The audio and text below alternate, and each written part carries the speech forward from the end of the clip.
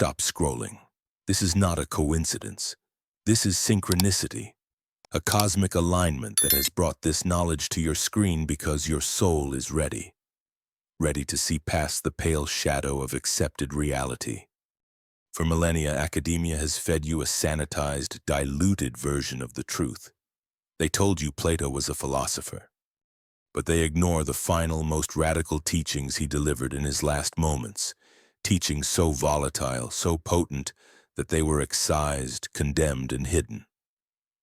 This is the forbidden text, the Gnostic key to unlocking the truth about your existence.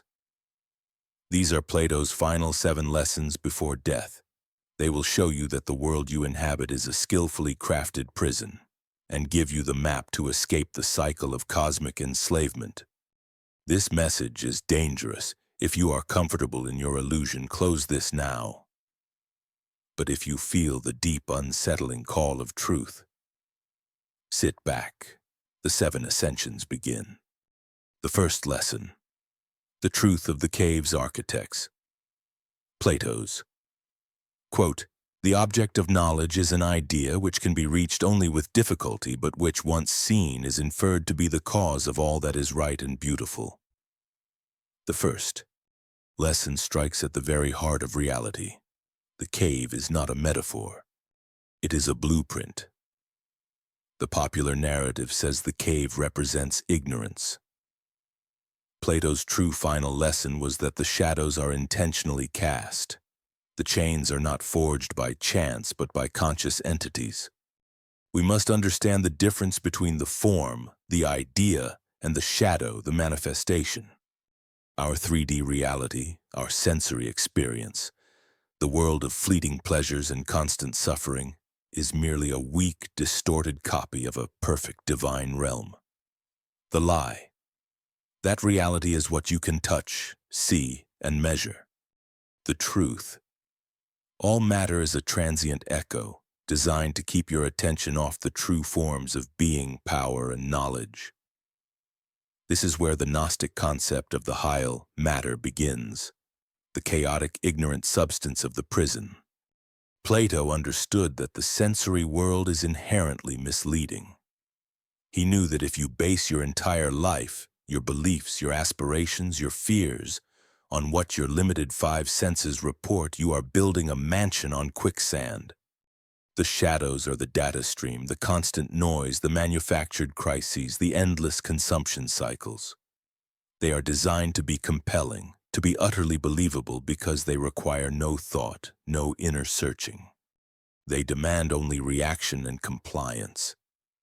Consider the prisoner in the cave. He does not know there is a fire, a stage, and puppeteers. He believes the flickering image is the totality of existence. This is the condition of 99.9% of humanity right now. We are obsessed with the shadows of money, power, fame, and transient desires, dedicating our one life, our one chance at escape, to chasing illusions projected by forces we cannot even perceive. The Hylē, or matter, is the primary binding agent. It is the dense, sluggish substance of forgetfulness.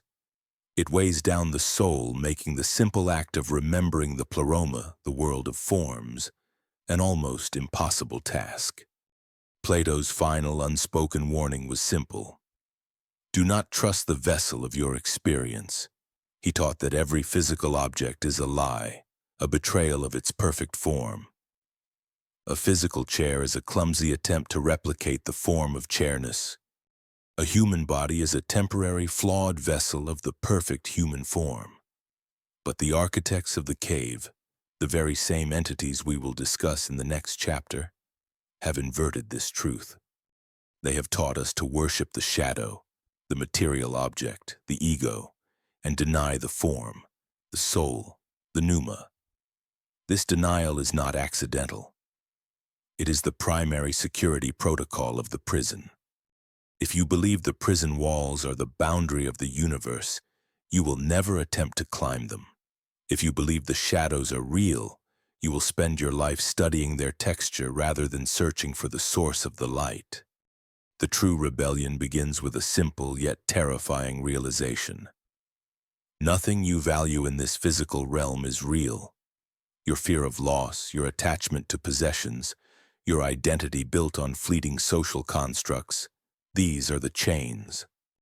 The moment you intellectually detach from the shadow and declare your allegiance to the form, you disrupt the cave's operating system. This is the only logical starting point for an awakened being. To acknowledge the prison is the first step toward finding the key. But to find the key, we must first name the warden. The Gnostics expanded on this, explaining the mechanism of the shadow casting. It is a constant broadcast of false realities, the political dramas, the cultural wars, the economic anxieties, all designed to keep the prisoners squabbling over the fleeting patterns on the wall. The architects want you constantly distracted, constantly consuming, constantly fighting. Because a distracted soul is a soul that will never look back toward the exit. A soul enthralled by the shadows is a soul that cannot hear the whisper of the forms. Think about the sheer density of manufactured reality. How many hours a day are spent consuming the shadows? News, entertainment, debt, ambition defined by others. These are the projections. Plato, in his final days, realized that humanity was not just ignorant. It was systematically enslaved by a sophisticated, non-human intelligence operating through the material plane. He saw that the chains were not iron but psychological. They are chains of belief, of habitual thought, of sensory addiction. And the architect of these chains is the focus of our second, most explosive lesson. The fundamental task of the awakened soul, as per Plato's final teachings, is to unknow. You must systematically deconstruct every piece of information, every fear and every desire that originated from the cave. Ask yourself, is this emotion truly mine, or is it a shadow projected by the architects to keep me compliant? Is this ambition a call from my Pneuma, or a flicker from the firelight of the Demiurge? The answer to these questions determines whether you remain a prisoner or become an architect of your own escape. This is the great divorce, the severance of your consciousness from the matter, Hylē. Only then can you begin to perceive the true nature of the cosmos. The second lesson, the great imposter, the Demiurge. Who casts the shadows? Plato hinted at a flawed creator, often called the craftsman or the Demiurge. The second lesson reveals his true, terrifying nature, as detailed in the Gnostic texts of the Nag Hammadi Library. The Demiurge is not the supreme god. He is an ignorant, arrogant, lesser deity who mistakenly believes himself to be the entirety of existence. He is the architect of the material prison, the god of this particular matrix. He created the linear nature of time, the illusion of separation, and the laws of physics that bind your consciousness. His great fear, that you will remember your true origin in the Pleroma, the fullness, and recognize him for the flawed imposter he is. His entire design is to maintain the illusion of scarcity and mortality, ensuring that your powerful divine spark remains dormant. The Gnostic texts, particularly the Apocryphon of John, give the Demiurge a name, Yaldabaoth. The name itself means child of chaos, or ignorant one. Imagine a brilliant scientist who creates a sealed terrarium but forgets there is an infinitely vast universe outside the glass. That scientist is the Demiurge. He works with matter and logic, the laws of the cave, but he has no access to true spirit, which resides in the Pleroma, the realm of the true God. Plato, in his final dialogue, the Timaeus, speaks of the craftsman who imposes order on chaos. But the final forbidden lesson reveals the quality of that order. It is an imperfect, jealous, and limited order. The Demiurge is characterized by hybris, arrogance. His most damning pronouncement, according to the secret texts, is, "I am a jealous God, and there is no other God beside me." This single statement is the cornerstone of the matrix. It is the declaration of the false authority, He enforces this dogma through every institution he has influenced. The dominant religious systems, the political structures, the scientific materialism that denies anything beyond the measurable 3D world. Every system that demands unquestioning obedience and denies the possibility of an infinite source beyond its walls is a tool of the Demiurge. His methods are psychological warfare. He is the master of illusion and limitation.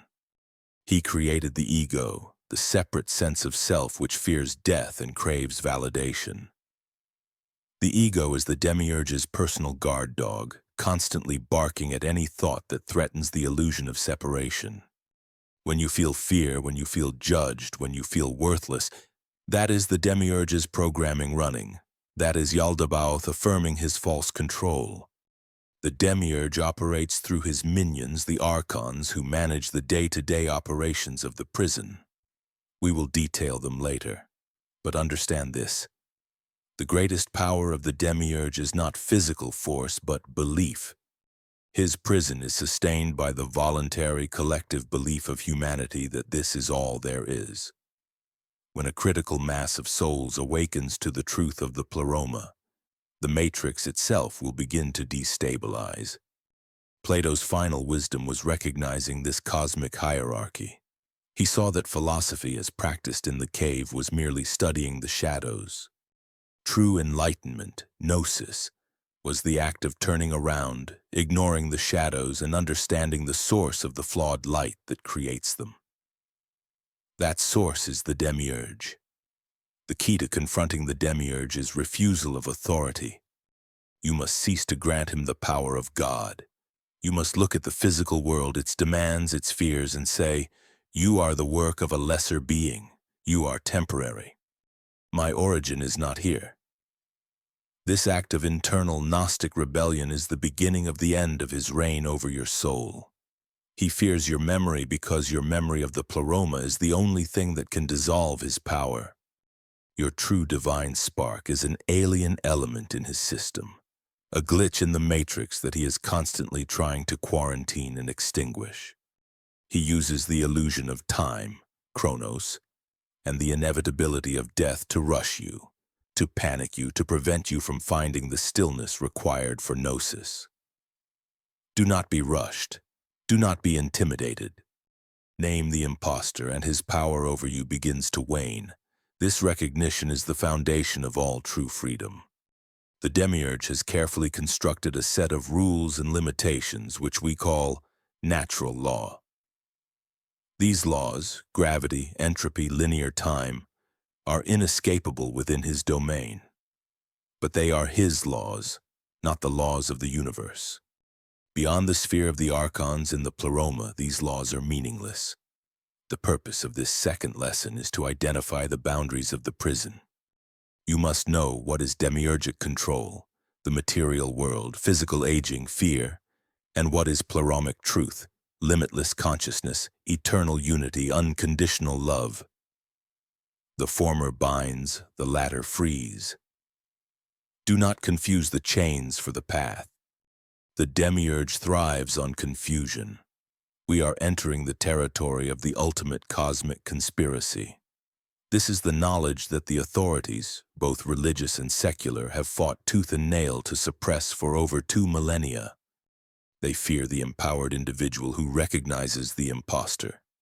They fear the soul that claims its divine birthright. They fear you, and that fear is the only leverage we need to break free. Remember the name, Yaldabaoth. Remember the warning. He is not your creator. He is merely your captor. The battle for your soul is fought on the plane of recognition. The third lesson, the body is the tomb, Soma Sema. Soma Sema, the body is a tomb. This is the third most personal lesson. The physical form is not a vehicle for growth as modern spiritualism teaches.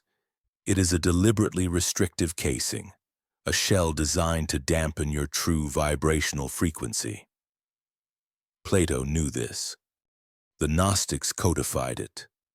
When you are born into this Hylē matter, your consciousness is fractured, your memory is wiped, and your perception is limited to the 5 senses, the ultimate monitoring system of the Demiurge. The trap. Pain, desire, and fear are the three primary mechanisms used by the Demiurge to keep your soul, the psyche, fully preoccupied with the shadows of the material world. As long as you identify solely with the needs and limitations of the body, you remain a willing resident of the cave. The human body is a magnificent biological machine, but spiritually, it is a brilliantly designed sensory deprivation chamber. Plato, in the Phaedo, speaks of the necessity of the philosopher to practice dying, to separate the soul from the body before physical death occurs. This separation is the goal of the third lesson. The body is programmed for consumption, procreation, and competition. The endless cyclical dramas that ensure the soul never finds the stillness required for Gnosis. The Demiurge ensures that the body's needs are always urgent. Hunger, lust, fatigue, and the fear of disease. These are the tools of distraction. They keep the soul focused downward into the Hylē, never upward toward the Pleroma. Consider the five senses.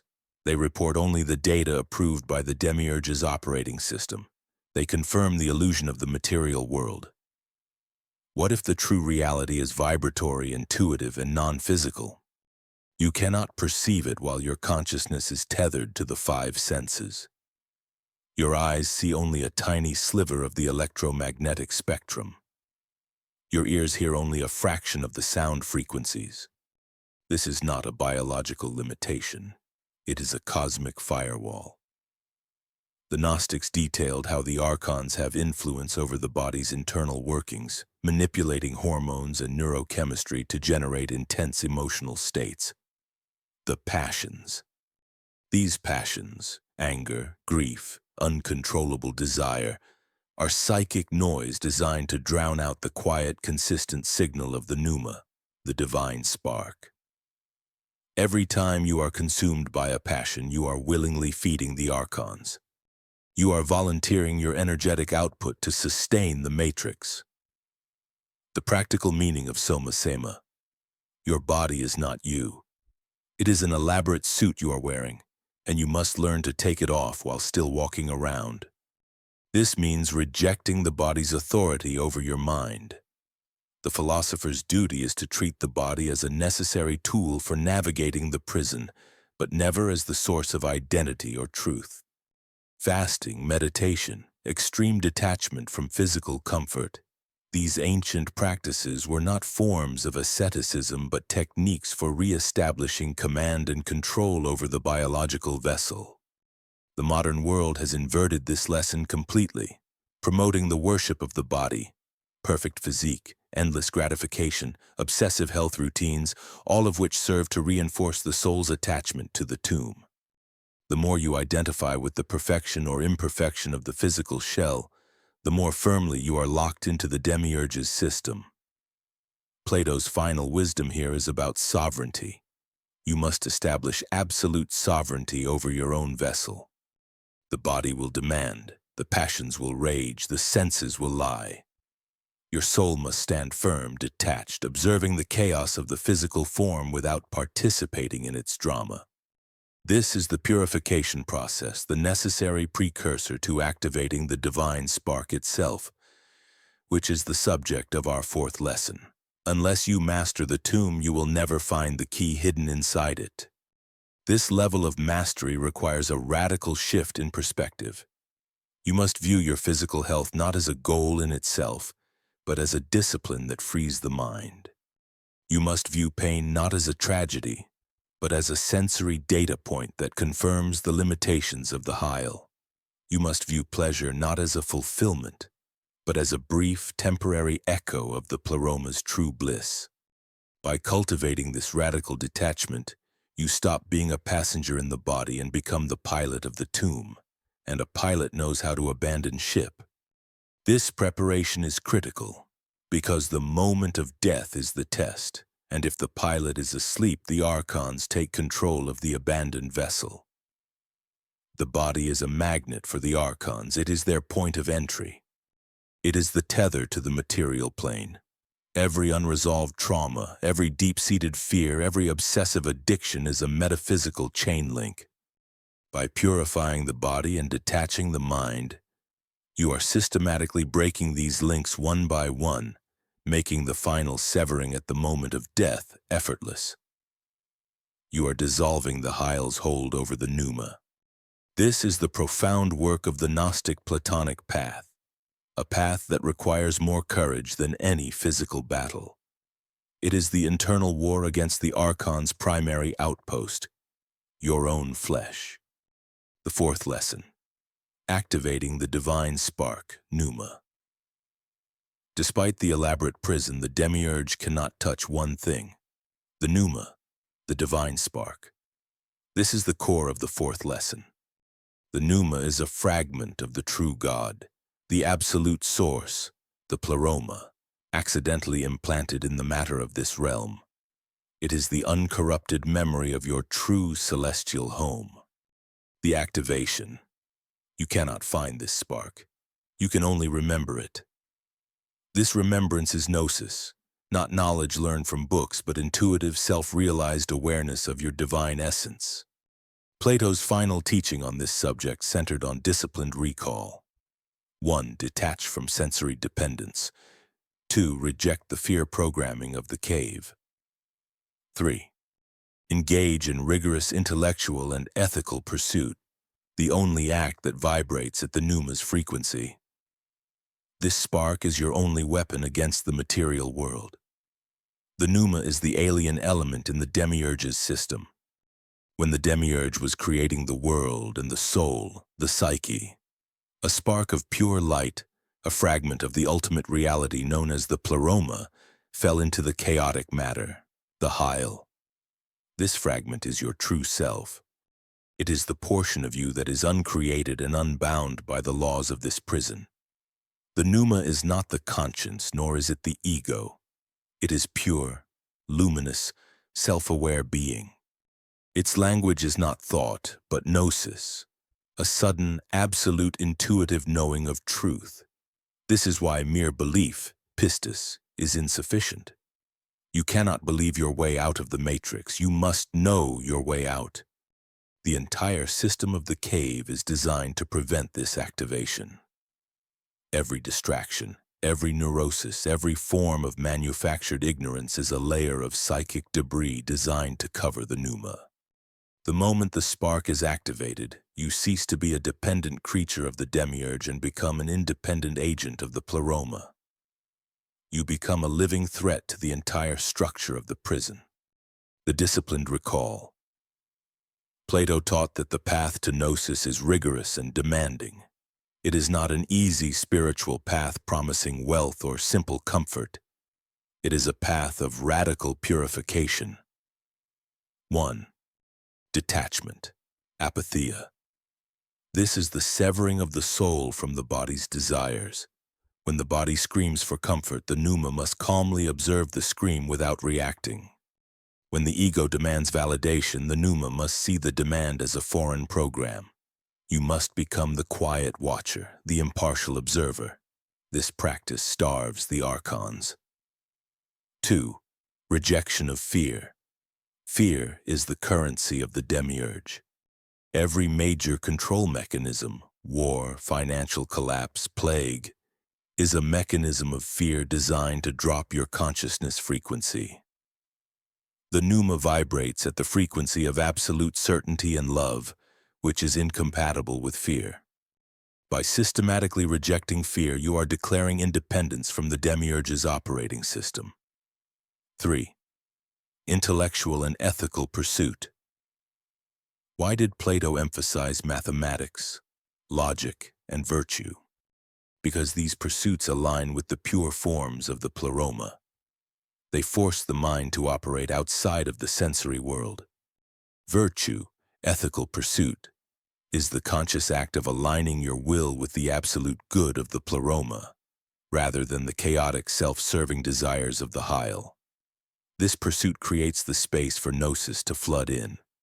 The activation of the Pneuma is not a gentle process, it is a cosmic birth. It often involves a period of extreme psychological disorientation, the dark night of the soul, where all the false beliefs and comfort systems of the cave are violently stripped away. This is the moment where most people retreat back into the comfortable shadows. The awakened soul must endure this psychic storm, knowing that the pain is the evidence that the Pneuma is breaking through the layers of the false self. This divine spark, once activated, becomes your internal guidance system, your connection to the Pleroma. It is the light that will guide you through the darkest region of the cosmos, the seven spheres of the Archons. Without the Pneuma blazing brightly, the soul is blind upon death, easily herded back into the recycling system. This spark is your soul defense, your cosmic ID card, and your map home. Its activation is the single most important task of your current lifetime. Do not waste a moment pursuing shadows. Pursue the light within. To understand the Pneuma's power, imagine a small radio receiver capable of tuning into an infinite network. The Hylē is massive static. The Demiurge is a local radio station that broadcasts 24/7, trying to drown out all other signals. Gnosis is the tuning process. It is the moment you silence the local broadcast and receive the crystal-clear signal from the Pleroma. This signal is often called the inner Christ or the living water in Gnostic texts. A direct infusion of truth that is undeniable and absolute. The moment this activation occurs, your relationship with the world changes forever. You no longer react, you respond. You no longer fear death, you anticipate liberation. You no longer strive for material comfort, you seek spiritual precision. This is the true meaning of being born again, not through ritual or belief, but through cognition and remembrance. This is the fourth and most sacred lesson that Plato passed on, knowing it was the only way to defeat the trap of the body and the false god. The Pneuma is the key to the fifth lesson, the ultimate escape. Because only a Pneuma-activated soul can recognize the Archons for what they are when the moment of truth arrives. The fifth lesson, escaping the reincarnation loop. The fifth lesson is the key to liberation. The ultimate fear of the Demiurge is that you will acquire Gnosis and refuse to return. The reincarnation trap, Samsara. The cycle of death and rebirth is not a noble journey of learning. It is a highly sophisticated recycling system. When you die, your consciousness is funneled through the lower celestial spheres, manipulated by elemental forces known as the Archons, who wipe your memory and condition you for your next physical incarnation. The way out. Plato taught that the moment of death is the final test. If you die attached to matter, wealth, fear, unresolved desire, you are easily captured and recycled. Sanders, if you die possessing Gnosis, having remembered and activated your Pneuma, you can look past the illusions of the Archons, reject their authority, and ascend unimpeded. You must be empty of worldly desire, but full of divine knowledge. This is the most critical and frightening lesson. The entire system of the Demiurge is an energy farm. Human souls, particularly those who live lives of intense emotion and struggle within the Hylē, generate vast amounts of psychic energy. This energy is the food source for the Archons and sustains the matrix. The reincarnation loop ensures that this energy source is continuously replenished. The light tunnel. Deception. According to the Gnostic wisdom, the bright light tunnel or the welcoming figures often reported in near-death experiences are not the Pleroma. They are the highly sophisticated psychic mechanisms of the Archons designed to lure the newly discarnate soul. The Archons, masters of mimicry, will project images of loved ones, angels, or comforting deities, figures the soul trusts, to guide it back into the funnel. The most insidious part of this trap is the life review. The Archons will show the soul a review of its life, emphasizing the perceived failures, the unresolved karma, and the lessons left unlearned. They will then convince the soul that it must return to the Hylē, to the cave, to finish its work, to pay its debts, to fix its failures. This is the moment of voluntary re-enslavement. The Archons do not force you back, they persuade you back using your own residual attachments and guilt. The Gnostic refusal. The awakened soul must recognize this deception immediately upon death. The Archon's light is cold and manufactured. The Pleroma's light is warm, infinite, and utterly silent. The Pleroma does not judge you or demand repayment. It simply awaits your return.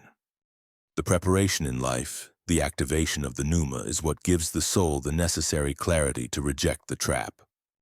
When the Archons present their argument for reincarnation, the soul armed with Gnosis can look at the projected image of its failures and say, "These failures belong to the psyche, the soul of matter, not the Pneuma, the divine spirit. I reject your jurisdiction. I owe no debt to the Demiurge." This act of defiance, this conscious separation of the Pneuma from the psyche's accumulated karma, is the only way to break the wheel. You must achieve a state of emotional and material neutrality before death. If you are desperate to see your loved ones again, or desperate to finish a task, or terrified of the unknown, the Archons have an anchor point to pull you back.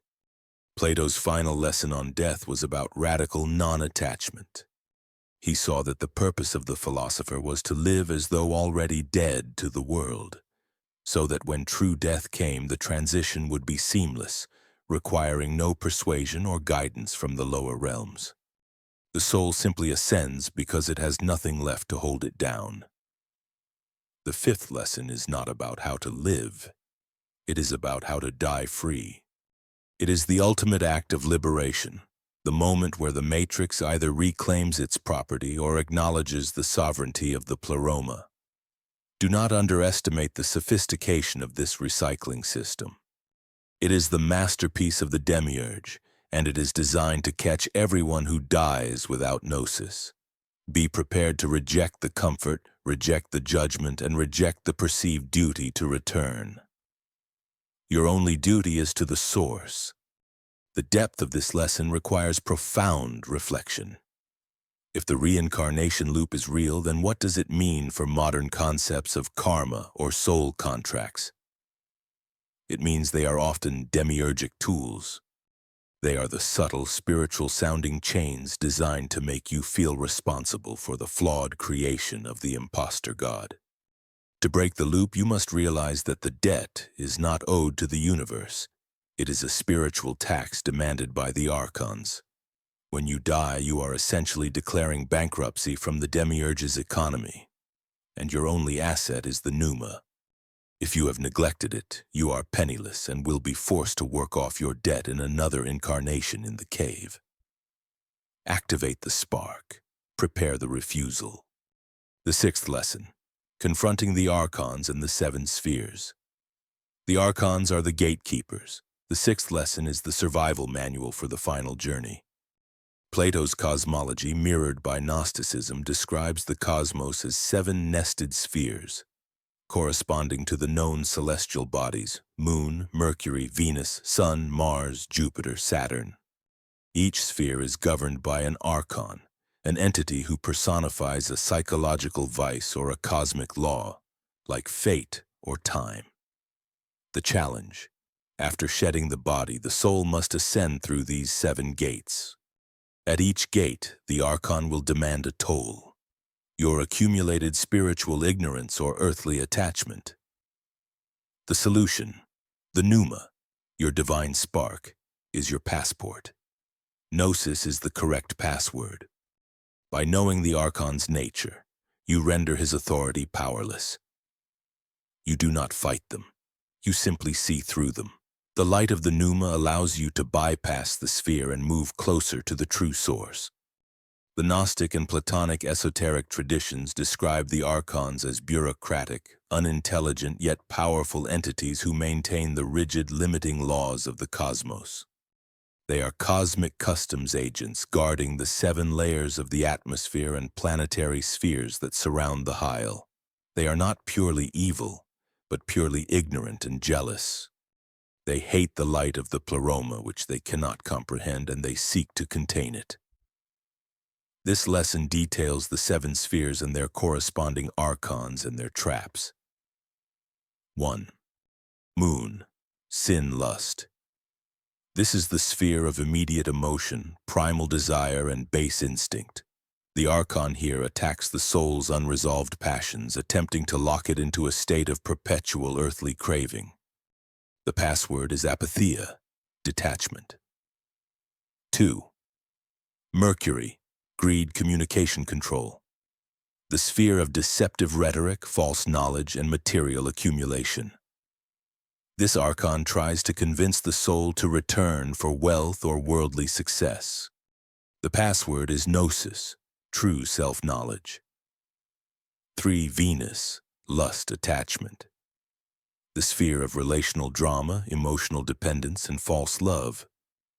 This archon attempts to bind the soul with the chains of codependency and romantic attachment. The password is agape, unconditional universal love free of need. 4. Sun, ego, false glory. The most dangerous trap. This archon tempts the soul with the promise of divine power, fame, or the chance to return as a spiritual master. This is the lure of the inflated ego. The password is humility, recognition of the Pleroma's soul divinity. 5. Mars, anger, violence. The sphere of conflict, war, and aggressive action. The archon demands a toll of unresolved anger and the desire for retribution. The password is peace, non-reaction, total surrender of the will to the Pleroma. 6. Jupiter, judgment, false law. The sphere of dogma, rigid morality, and self-imposed limitation. This archon is the ultimate bureaucrat, demanding the soul justify its existence through rules. The password is freedom. The Pneuma is above all law. 7. Saturn, Chronos, time, fate. The outermost and most powerful archon of the physical cosmos. He personifies linear time, fate, and the illusion of inevitable decay. He attempts to convince the soul that it has infinite time to return later. The password is eternity. The Pneuma is timeless and sovereign. Plato's teaching was that preparation must happen in life. The archons are masters of illusion, but they can only use the residual attachments within the soul as their tools.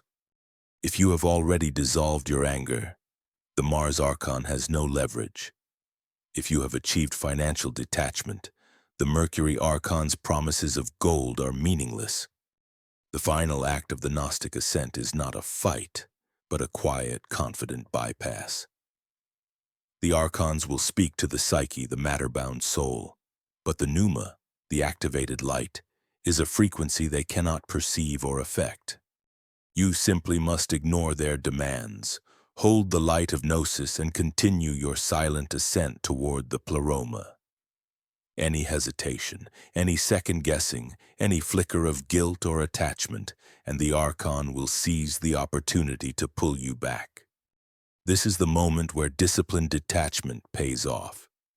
The 6th lesson is the final exam for the soul. Pass this exam, and you are truly free. Fail it, and the wheel of reincarnation spins again with your memory wiped, your Pneuma buried deeper, and your chains stronger than before. Therefore, the philosopher must live every day as though standing before the final gate, rejecting the vices of the spheres and collecting the passwords of Gnosis. This knowledge is why the Gnostic texts were burned and why Plato's later works were sanitized. This cosmic map exposes the entire control structure of the Demiurge. It reveals the names, the locations, and the weaknesses of the enemy. It turns the passive believer into an active, informed escape artist. The archons manage the matrix, but you, with your Pneuma, possess the master key. Do not delay in its preparation. The 7th lesson. Reunion with the Pleroma. This is the ultimate promise. The 7th and final lesson. The Pleroma is the fullness. It is the perfect, luminous, uncreated realm of the true God, transcending the Demiurge and his creation. It is the source from which your Pneuma was originally taken. The goal. The purpose of your existence is not to reform the cave, but to escape it entirely and achieve reunion with the Pleroma. This is the final stage of awakening.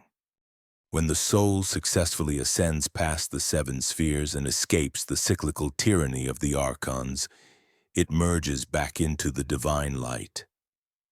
All identity, separation, and suffering cease. You become whole, conscious, and infinite. Plato's final words, in essence. Do not confuse the shadow with the reality. The key to the highest form is within you. Remember who you are, and you will become what you are.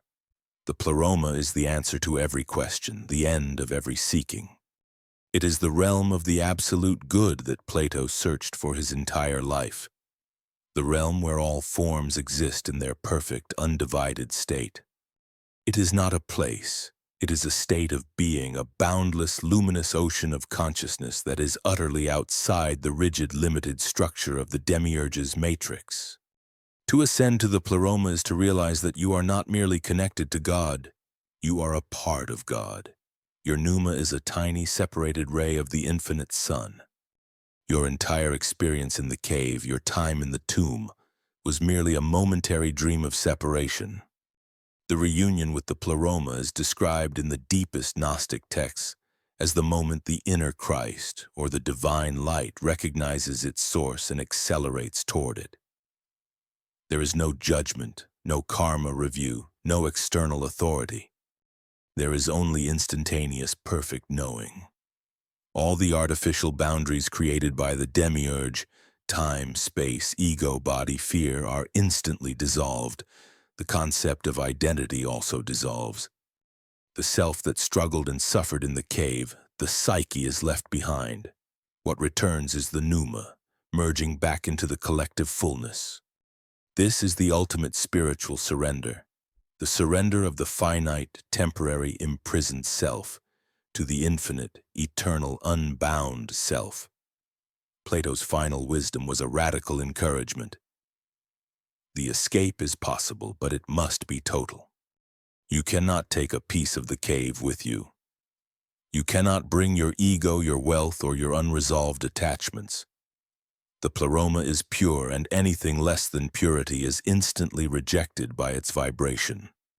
This is why the pursuit of virtue and gnosis in life is not a moral obligation, but a cosmic necessity. It is the process of shedding the dense, heavy baggage of the Hylē. The final word of the seventh lesson is remembrance. The entire process of the Gnostic Platonic path is not about learning new things, but about unlearning the prison's programming and remembering the truth of your origin. Every time you practice detachment, every time you reject fear, every time you choose gnosis over the sensory input, you are strengthening the Pneuma's memory. Your ultimate purpose is to serve as an agent of the Pleroma, a beacon of light in the Demiurge's darkness. By achieving your own liberation, you weaken the matrix for all who remain. Your escape is not a selfish act.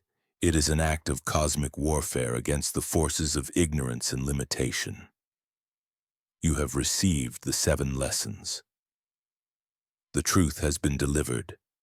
Now the weight of gnosis rests upon your consciousness. You can now understand that all your striving in this material world is just shadow play. Your true quest begins now, the practice of remembrance. If this knowledge resonated with a depth you cannot explain, it means your Pneuma is awake. Subscribe to the channel and turn on notifications, because the next message will detail the Gnostic meditation, how to access the Pleroma. Comment below with the word "remember" to signal to the algorithm and the community that you are part of. Those who have seen the light. And find your free downloadable copy of the original Gnostic texts, the Forbidden Scrolls, in the description below. Study them. They are your new map.